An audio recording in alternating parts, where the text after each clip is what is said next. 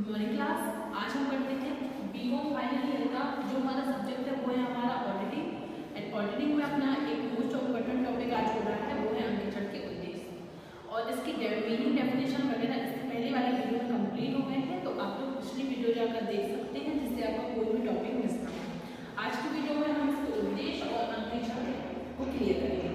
तो सबसे पहले अपन पढ़ते हैं अंकेक्षण। देखिए अंकेक्षण क्या होता है, चाहे कोई और व्यक्ति, अगर कोई भी व्यक्ति बिजनेस करता है और बिजनेस में अपना इन्वेस्टमेंट करता है, अपने पैसे लगाता है, तो उसके लिए ये जानने के लिए बहुत इच्छा होती है कि उसके बिजनेस में कितना प्रॉफिट हुआ है या कितना वो लॉस हो गया है।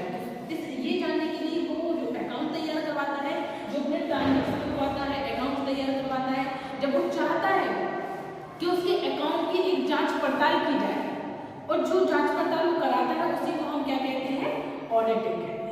अब पढ़ते हैं अंकेक्षण के उद्देश्य। देखिए अंकेक्षण के उद्देश्यों को हमने चार भागों में बांटा है, ए, बी एंड सी और डी। सबसे पहले है हमारा ए हमारा क्या है, ये मुख्य उद्देश्य। अंकेक्षण के मुख्य जो उद्देश्य होते हैं सबसे पहले वो होते हैं दो। कौन कौन से? एक है लेखा पुस्तकों की जांच करना और दूसरा है वार्षिक विवरण का सत्यापन। तो सबसे पहले बात करते हैं लेखा पुस्तकों की जांच करना। देखो लेखा पुस्तकों की इसका सबसे मेन उद्देश्य होता है कि जो उनके लेखा पुस्तक उन्होंने तैयार की हुई है, जो अकाउंट के ट्रांजेक्शन आय व्यय सभी कुछ एक जो अकाउंट तैयार किए हैं उस अकाउंट की जांच हो, जिससे उसे समय समय में अपने बिजनेस की कंडीशनों का पता चलता है। फिर दूसरा है हमारा वार्षिक विवरणों का सत्यापन। वार्षिक विवरण क्या होता है? वार्षिक विवरण का मतलब होता है कि वर्ष के अंत पूरा वर्ष, जैसे ये हमारा सर्कल है पूरे 12 महीने चलेगा, तो 12 महीने के बाद दिसंबर में हमारा ये खत्म होगा, फिर जनवरी से स्टार्ट होगा, तो जनवरी टू दिसंबर।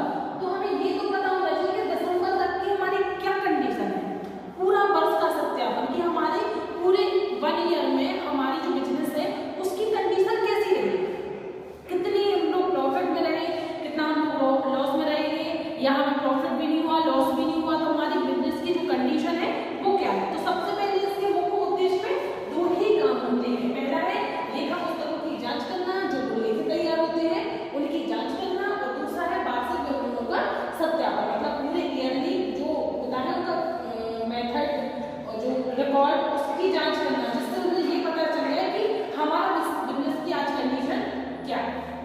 फिर दूसरा है सहायक उद्देश्य। सहायक उद्देश्य में क्या क्या है?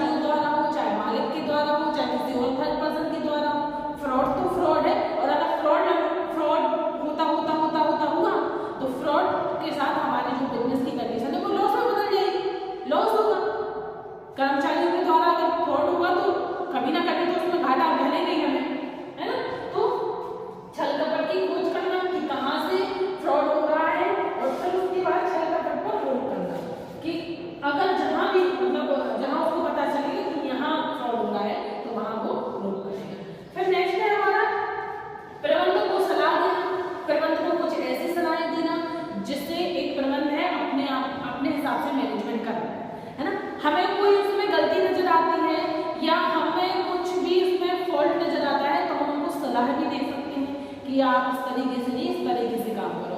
तो प्रबंधक को सलाह देना। फिर कर्मचारियों पर नैतिक प्रभाव। कर्मचारियों पर नैतिक प्रभाव, जब इतनी सारी जानकारी होगी, इतनी सारी जांच होगी, तो कर्मचारी पर तो नैतिक प्रभाव वैसे ही पड़ेगा।